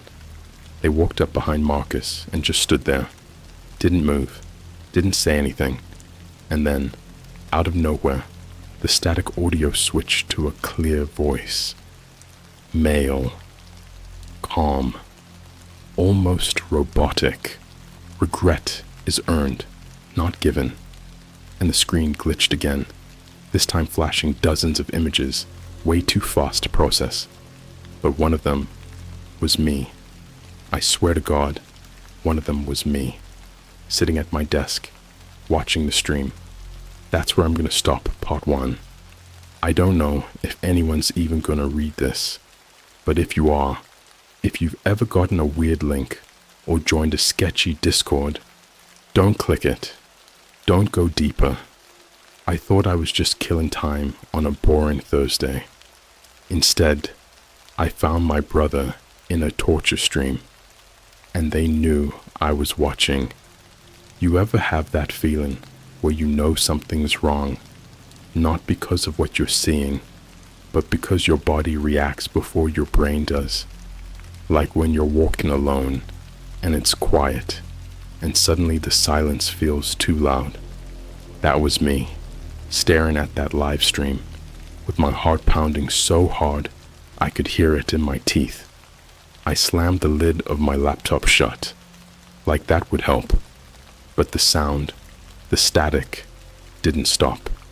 It kept going, low, humming, faint, like the kind you hear coming from an old tube TV when it's on a dead channel. I looked around my room like an idiot, trying to figure out where it was coming from. Then I realized, my phone. It was playing the static, even though it wasn't open on anything, even though the live stream wasn't connected to it. I pulled it off the charger, screen still off, and I swear to you, that static sound was coming right from the speaker. I did a hard reset. The screen flashed white for a split second before it shut off. But in that flash, I saw something that made me freeze. My lock screen had changed. It was now a blurry photo of me sleeping, from across the room, from inside my house. I live alone. 1-bedroom apartment, 2nd floor, 1 entrance. I locked it hours ago. I lost it, man. I grabbed a bat I kept next to the bed. Don't judge. I play late-night games. The paranoia is real. And checked the entire place. Closet. Under the bed. Even the crawl space in the ceiling. I usually pretend doesn't exist. Nothing. Everything was quiet. Except the static. It wouldn't stop. I opened my laptop again. Because for some reason, that made more sense to me than just running the hell away. And when I did, the stream had changed. There was no timer anymore. No plague mask guy. Just Marcus. Alone. Still tied to the chair. Except now, he was awake. He wasn't screaming. He wasn't crying. He was just staring straight ahead, blank, like someone who'd already seen too much to be afraid anymore. His lips were moving. No sound, but I could read them. Don't look. Then he blinked. Twice. Paused. 3 times. I recognized it immediately. We used to mess with each other in class with Morse code. I still remember it from when we were kids. Help me. I sat there frozen, just watching. I didn't even realize my hand was bleeding. I'd gripped the bat so hard, my thumbnail had sliced my palm. Then, without warning, the screen cut to black. But it wasn't empty. There was text, not typed, handwritten, sloppy, red, like someone traced it with a finger dipped in blood. You shouldn't have looked. I didn't sleep. I didn't blink. I sat there until sunrise, with every light on in the apartment, holding that bat like it would do anything if someone showed up. My door stayed locked. My phone was off. The static finally stopped around 4 a.m. But then came the next day. And that was worse. I went to the police. I know, right? Should have done that from the beginning. But have you ever tried explaining something like this to a cop? A live stream on the dark web where your brother's being tortured by people in plague masks who somehow changed your lock screen and play audio through your phone, even when it's off. They took a statement, didn't write most of it down, told me he was probably just involved in some kind of prank or ARG. I left. They didn't believe me. That night, I couldn't stop thinking about something I hadn't noticed before. The chair Marcus was tied to. It looked familiar. You ever see a place so many times in your life that you don't even realize it's burned into your brain? That chair, that old bulb, the exposed bricks. It was my uncle's abandoned warehouse on the edge of town. Used to be a tour rental place before he got arrested. The building's been empty for years. I don't know what came over me, but I got in my car and drove there. I parked across the street, killed the lights, and just stared at the place. No movement, no sound. But then, I saw it. The flickering light, in the 3rd window on the left. Same one above where the office used to be. I got out of the car. I don't know why. Every part of me was saying, go home, call someone. This is how people disappear. But my legs moved anyway. The front door was padlocked. Chain looked new. Too new. But the side door, half hidden by a rusted dumpster, was cracked open. I went in. It smelled like mold and wet concrete. The air was thick, heavy, like the building itself didn't want me inside. I crept through the main floor, phone flashlight barely cutting through the dark. Then I heard it, dripping, not water, thicker, heavier. I turned the corner and saw the chair, empty, blood pooled beneath it, still fresh. No Marcus, no camera, but there was a phone, taped to the back of the chair, my brother's phone. I picked it up, only one app installed, REGRET, with a red eye icon. I tapped it. The screen went black. Then a video began playing. It was me, walking into the building, from outside the building, footage from minutes ago, angles that shouldn't be possible. I watched myself walk through the door, flashlight out, looking around like an idiot. Then the video cut, to the chair, to Marcus. He wasn't alone this time. There were 4 people standing around him, plague masks, all of them, each one holding something different, pliers, a hammer, a knife, a smartphone, and then one of them turned, slowly, toward the camera. They lifted their mask, and my heart stopped, because it was me, a perfect copy, same hoodie, same birthmark, same broken front tooth. I never got fixed. It was me. I dropped the phone, backed up so fast, I tripped over a pipe and hit the ground hard. My flashlight rolled away, and in the second it took to grab it, I saw footprints leading out of the blood pool, still wet, still fresh, and then a voice from behind me. "You're next." I blacked out. I'm not even joking. My brain just shut off. Next thing I knew, I was waking up in my car with the engine running, parked in front of my apartment. My phone, my real one, was back in my pocket, static playing softly, and a new wallpaper, a picture of Marcus, smiling, dead-eyed, standing in front of the chair. Behind him, me, again, plague mask on. I don't know how much time I lost. I don't know what's real anymore. I stopped going to work. I unplugged everything in my apartment. No Wi-Fi, no power, just candlelight and a baseball bat. But last night, my TV turned on by itself. No cable, no internet, no power, just that static, and a timer, counting down, 0:48:59 or 48:58. It's hard to explain what's real when your own face starts appearing in places you've never been. I know what I saw, and I know what I didn't do, but the world keeps showing me a version of myself that did. The countdown on my TV, it didn't stop, didn't flicker, didn't glitch. It just kept ticking, like some twisted metronome, counting down to an event I wasn't invited to, but couldn't escape. 0, 0, 38, 0, 7, 0, 0, 38, 0, 6. I didn't sleep that night. Couldn't. Every window in my apartment was blacked out with trash bags and duct tape.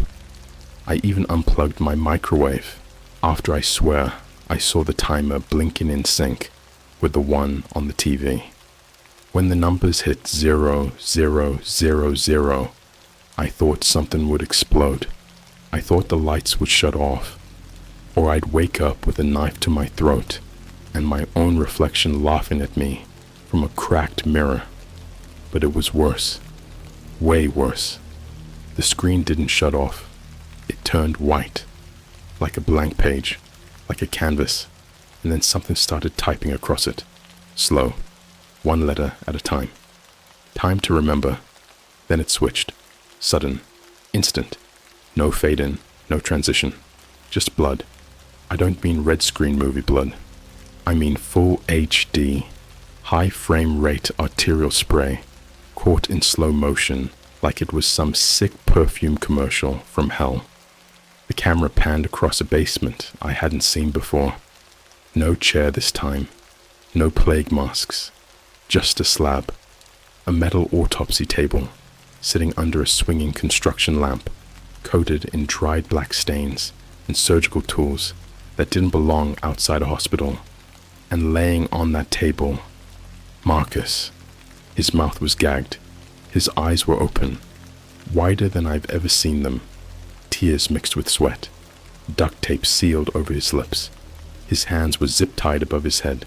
His legs were missing. Not cut. Not sawed. Ripped.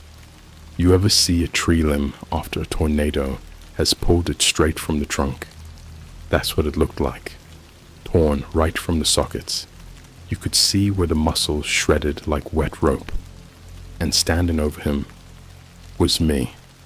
Not like, oh, someone in a mask pretending to be me. Not a deepfake or bad CGI. It was me. Same stubble, same mole on my chin, same hoodie I was wearing right then. He was holding a scalpel. He leaned in close to Marcus's ear.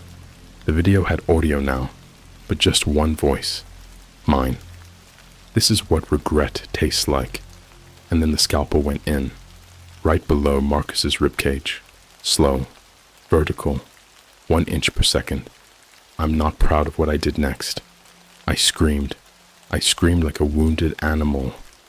Through the remote at the TV. It cracked, but the stream kept playing. Marcus was convulsing. I watched, frozen, tears streaming down my face, as the other me reached inside his stomach and pulled out something. At first I thought it was an organ. It wasn't. It was a GoPro, covered in blood, still recording. The other me stared straight into it and whispered, "Everyone has something to confess." The screen cut to black again. I fell to my knees. I don't know how long I stayed there. An hour? 2? Eventually, I heard it. Knocking.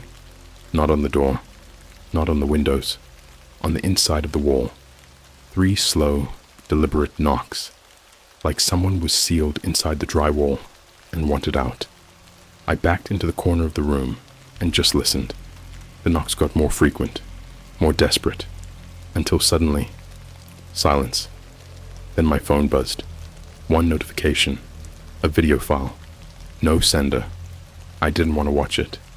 Every cell in my body said, "Don't touch it. Throw your phone into the toilet." But I tapped it anyway. It opened with that same static. And then, a recording from my laptop webcam from earlier that day. Me, sitting on my bed, crying, shaking, watching the countdown. But behind me, someone moved. Something stepped out of the shadows. The figure leaned over, staring into the webcam from behind me. So close I should have felt its breath. It was me, but not me. Same face, but wrong. The eyes were black voids. The mouth didn't move naturally. It twitched in sharp, glitchy spasms, like a bad loop in a corrupted MP4 file.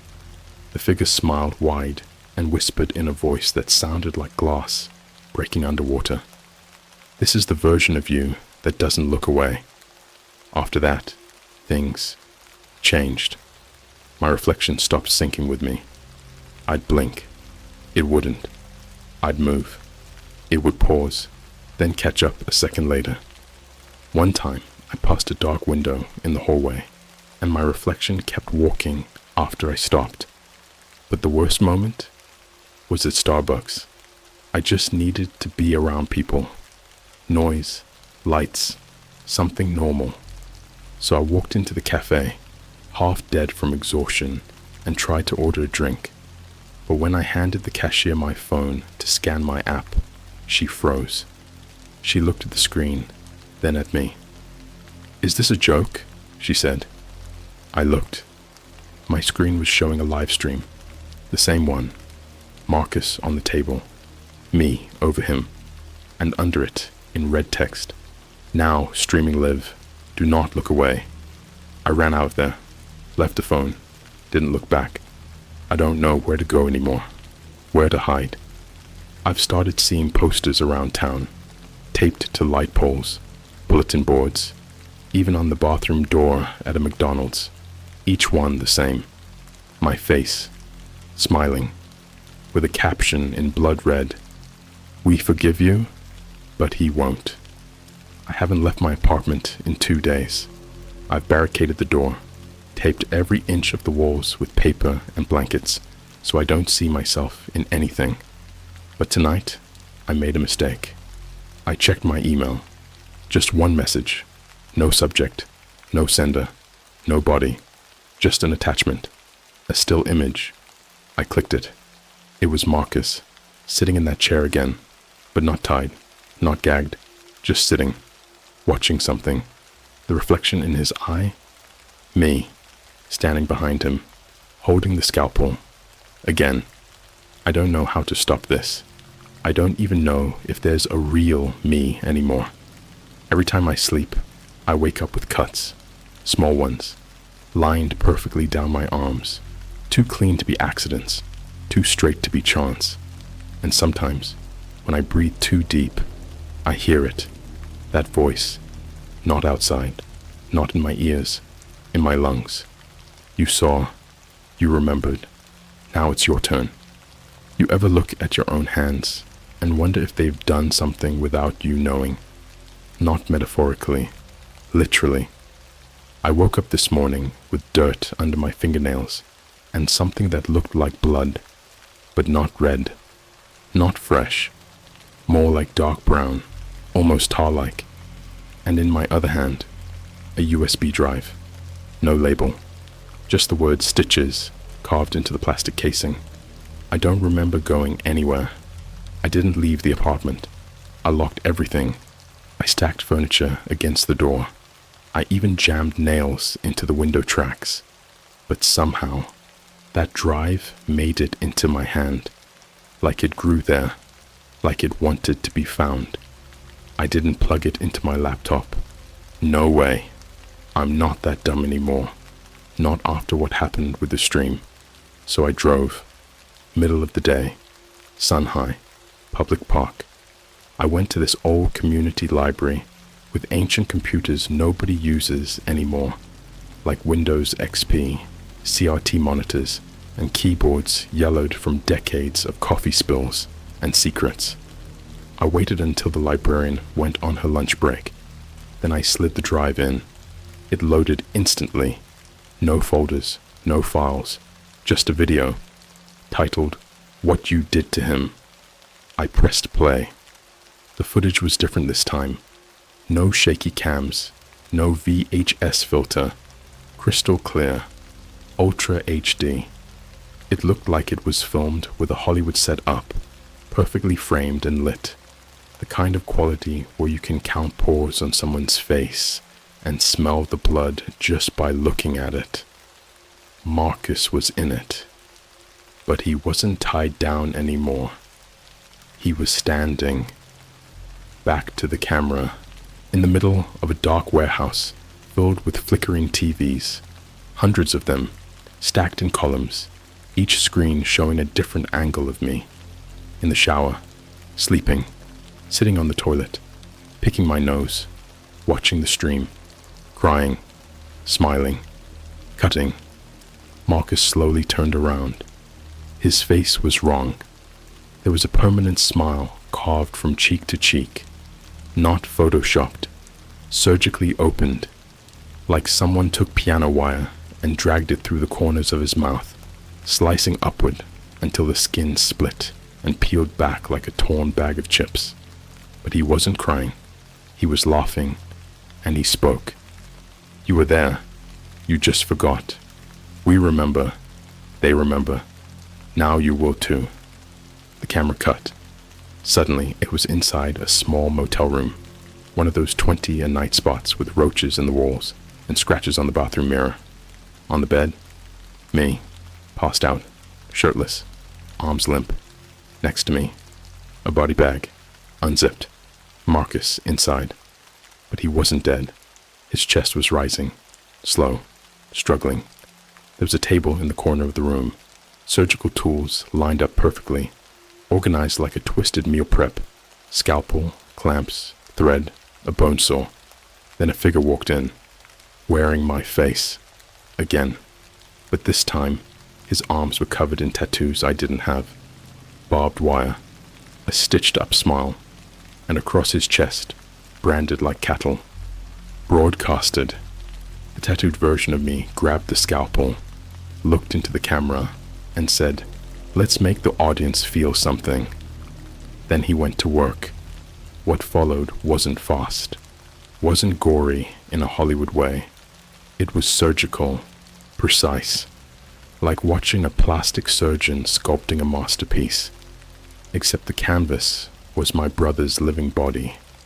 He cut the skin off Marcus's chest in a perfect square, peeled it back like wrapping paper, and whispered, He chose to regret. Then he pulled something out. A piece of paper, drenched in blood, folded neatly. He opened it. It was a handwritten confession. My name, my handwriting. I left him. I let them take him. I watched the screen cut again, but not to black. To me. In real time. Inside the library, looking directly into the monitor. But the camera wasn't from the library computer. It was from a different angle. One that shouldn't exist. It was coming from behind the screen, inside the screen, and I moved. I reached out, from inside the video, grabbed my own face, and then the video froze, and the computer shut down. I stumbled outside, dizzy, nauseated, felt like the walls were spinning. I collapsed behind the building and puked bile and blood into the grass. When I looked up, there was a mirror propped against the dumpster, a full-length mirror. I didn't put it there, but in the reflection, I wasn't alone. Behind me stood 4 men, plague masks, each holding something, a camera, a scalpel, a bag, and a plush toy, a ragged stuffed bear missing its eyes. The one with the camera waved at me. I turned around. No one was there. When I got home, my front door was wide open. Inside, everything was different. My bed had been replaced with a hospital gurney. My posters were gone, replaced with security monitors showing live feeds of other people in other rooms. Some screaming, some strapped down, some just staring blankly into nothing, blood pooling under them like shadows. And in the corner of my room, a new chair, same one from the stream, only this time there was a name tag on it. Property of you. I started packing. Anything. Everything. I didn't care. I threw clothes into bags, grabbed my wallet, my laptop, whatever I could. That's when I saw it. Under my bed. Not taped. Carved. Like someone had etched it in with a knife over hours, maybe days. There's no offline. There's only viewer or subject. I didn't sleep that night either. And I don't know if this is sleep deprivation or something real anymore. But I've started hearing him. Marcus. Not from the screens. Not from the stream. From inside my walls. Whispering. Calling me a liar. A traitor. He says I sold him. That I filmed it. That I created make him regret it. And part of me believes him. Watch closely. They always save the worst part for last. You ever feel yourself stop being real? I don't mean like existential crisis. Who am I? Nonsense. I mean literal disconnection. Like your mind peels away and starts watching you from above, like a security camera, and what it sees isn't human anymore. That's where I am now. I don't know what you are reading this. I don't know if you're some kid who stumbled across this post at 3 a.m. or someone deep in the same rabbit hole I fell through. Maybe you've seen the stream. Maybe it found you too. But once you see it, once you recognize yourself in it, there's no leaving, no closing the tab, no uninstalling, no deleting. You don't follow the live stream. The live stream follows you. The final broadcast began at 3:33 a.m. last night. No countdown this time. No static. No red text. Just pure silence. And then a voice I didn't recognize. Welcome back, creator. Not viewer. Not participant. Creator. The screen was black for almost 5 minutes. I just sat there, breathing shallow, hands twitching like I'd been electrocuted. And then, the image flickered into place. A single room, windowless, concrete, an industrial freezer humming in the corner, covered in chains. The walls were scribbled with hundreds of phrases in blood, not paint, blood. You could see the drips crusted to the cinder block. I remember every word. You begged. He screamed first. You filmed it twice. You voted for the scissors. Viewer 034, known as you. Every sentence ended with you. Then the camera panned down, slowly, like it wanted me to savor what was coming next. There was a body on the floor, head shaved, mouth sewn shut, fingers gone, skin peeled, but not like skinning an animal, more like unwrapping. They didn't want him dead, they wanted him raw, and across his chest, carved into his flesh, with perfect alignment, were 3 words, "Now it's live." And then his eyes opened. It was Marcus, but not Marcus, because the real Marcus died. I know he did. I remember watching it, the way his throat collapsed inward like wet tissue paper when they tied the cord around it and pulled. The sound he made, gurgling like a sink trying to scream. It replays every time I blink. But the body on the floor wasn't dead. It was blinking, twitching, and then it began to speak, even though its lips were stitched together. I don't know how. Sound shouldn't have come out, but it did, from somewhere deeper, a gurgled, hollow echo that vibrated in my chest. You were the first. You started this. You voted for regret. The camera cut to another angle. It was me, but not the me in the mirror, not the one in the earlier footage. This one was older, wrinkled, gray hair matted in sweat, eyes blacked out, like they'd been gouged and stitched shut, but he still moved like he could see. He had tools, an entire cart of them, saws, blades, hot wires, surgical clamps with little bits of tongue still stuck in the hinges, scissors shaped like fingers, a hammer made of teeth.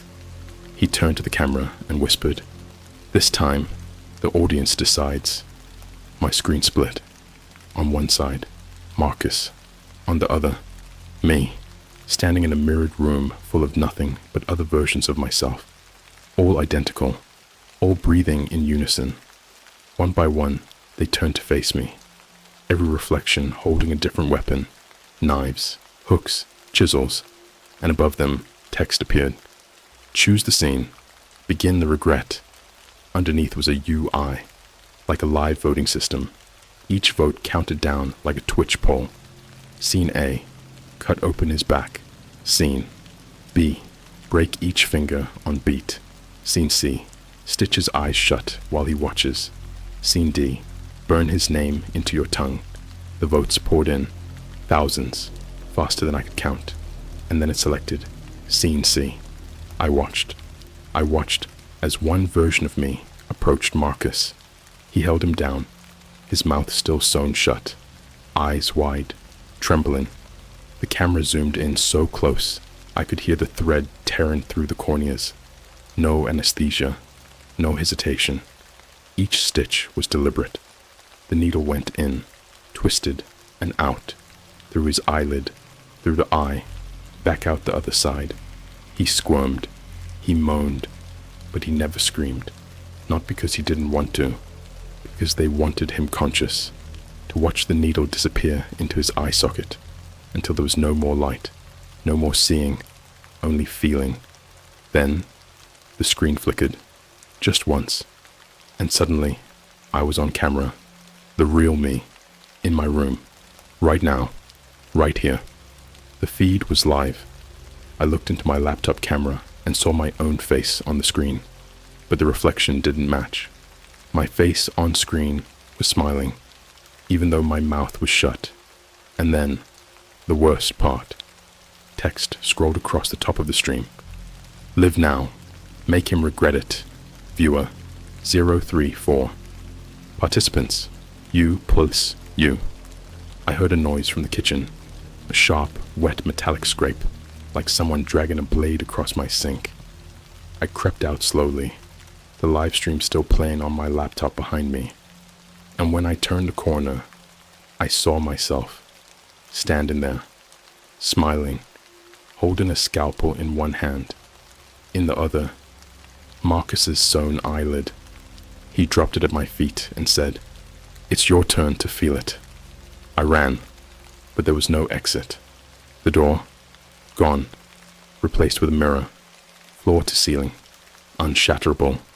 I punched it, over and over until my knuckles split open, but the reflection never changed. I was still standing there, smiling, scalpel in hand, and behind me, more Marcus copies, hundreds, all eyeless, all bleeding from mouths that wouldn't open, crawling on the floor, clawing at the walls, chanting. You watched, you filmed, you chose. Make, him, regret, it. I don't know where I am now. I woke up on the same gurney, in a different room, no exits, one light above me. The walls pulse with video projections. Me doing things I don't remember. Dragging bodies, screaming with laughter, drinking blood from a Starbucks cup. There's a speaker overhead. It plays static until it doesn't. And then, when the static stops, it speaks with Marcus's voice.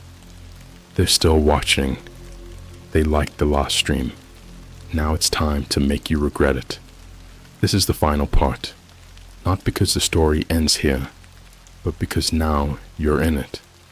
That light in your webcam, it's on. Don't check. Don't look behind you.